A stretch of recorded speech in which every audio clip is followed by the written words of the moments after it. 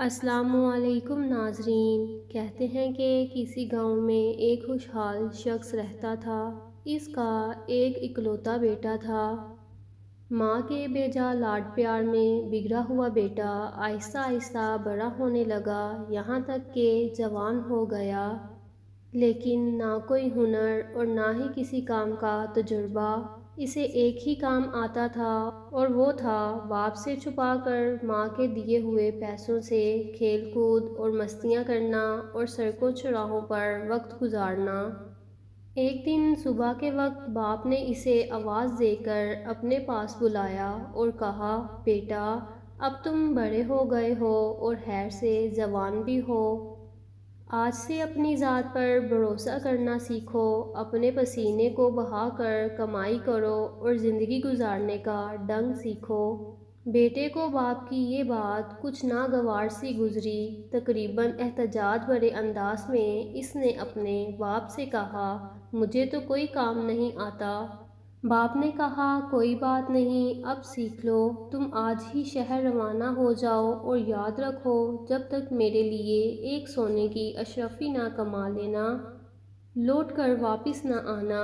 بیٹا یہ بات مان گیا۔ گھر سے جانے کے لیے دروازے کی طرف بڑھ رہا تھا کہ اس کی ماں، جو یہ سب گفتگو چھپ کر سن چکی تھی، بیٹے کے سامنے آ گئی۔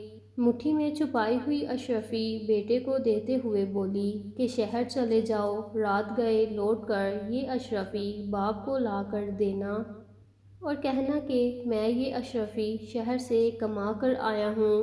اور یہ سن کر بیٹا خوشی خوشی گھر سے روانہ ہو گیا۔ شام گئے لوٹ کر بیٹے نے ویسا ہی کیا جس طرح اس کی ماں نے اسے سمجھایا تھا۔ سیدھا باپ کے پاس جا کر بولا، ابا جان، یہ لیجئے سونے کی اشرفی۔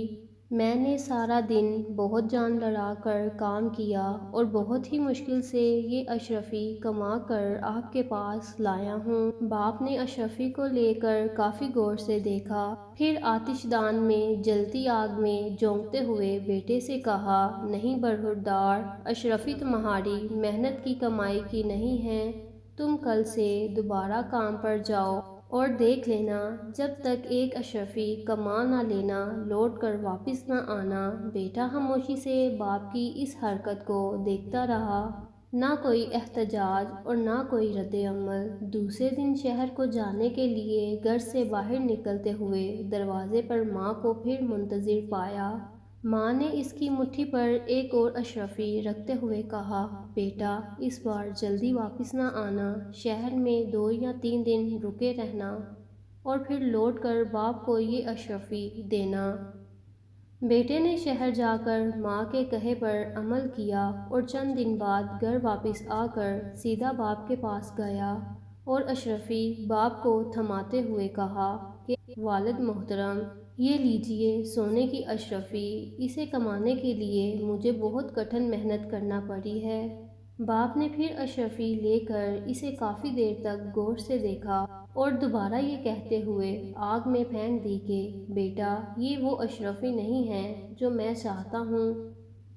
باپ نے کہا، بیٹا، کل تم دوبارہ کام پر جاؤ اور تب تک نہ لوٹنا جب تک تم اشرفی نہ کما لو۔ اس بار بھی اپنے باپ کی اس حرکت پر بیٹا بغیر کوئی ایک لفظ بولے خاموش رہا۔ تیسری مرتبہ یہ نوجوان اپنی ماں کے جاگنے سے پہلے ہی شہر کی طرف روانہ ہو گیا اور وہاں 1 مہینہ رہا، اور اس بار 1 مہینے کے بعد حقیقی معنوں میں محنت و مشقت سے کما کر اشرفی کو نہایت حفاظت سے مٹھی میں دبائے مسکراتے ہوئے باپ کے پاس حاضر ہوا۔ اشرفی باپ کی طرف بڑھاتے ہوئے بولا کہ اے والد محترم، میں قسم کھا کر کہتا ہوں کہ اس بار یہ اشرفی میرے پسینے کی کمائی ہے۔ یقین کیجئے، اسے کمانے کے لیے مجھے بہت محنت کرنا پڑی ہے۔ سونے کی اشرفی کو ہاتھ میں لے کر باپ کافی غور سے دیکھتا رہا۔ اس سے پہلے کہ اس کا باپ اشرفی کو آگ میں ڈالنے کے لیے ہاتھ بڑھاتا، نوجوان نے آگے بڑھ کر باپ کا ہاتھ تھام لیا اور کہا کہ ابا جان، میں نے اتنی محنت کر کے اس اشرفی کو کمایا ہے اور آپ اسے آگ میں ڈالنے لگے ہیں۔ اس بار باپ ہنس دیا اور بڑھ کر بیٹے کو گلے لگاتے ہوئے کہا، بیٹا، اب بنے ہو تم جوان، بے شک یہ اشرفی تیری محنت اور پسینے کی کمائی ہے، کیونکہ اسے ضائع ہونا تجھ سے نہیں دیکھا گیا، جبکہ اس سے پہلے میں 2 بار اشرفیاں آگ میں پھینک چکا ہوں، مگر تجھے کوئی افسوس نہیں ہوا تھا، کیونکہ وہ تیری محنت کی کمائی نہیں تھی۔ ناظرین، بات بھی تو یہی سچ ہے کہ بغیر محنت اور مشقت سے چاہے آپ کو دولت کا پہاڑ ہی کیوں نہ مل جائے، نہ تو وہ زیادہ دیر تک ٹک کر رہ سکتا ہے اور نہ ہی اس کے جانے کا آپ کو دکھ ہوگا، لیکن اپنی محنت اور خون پسینے کی کمائی سے حاصل ہونے والی ایک ایک پائی بھی اپنی قیمت کا احساس دلاتی ہے۔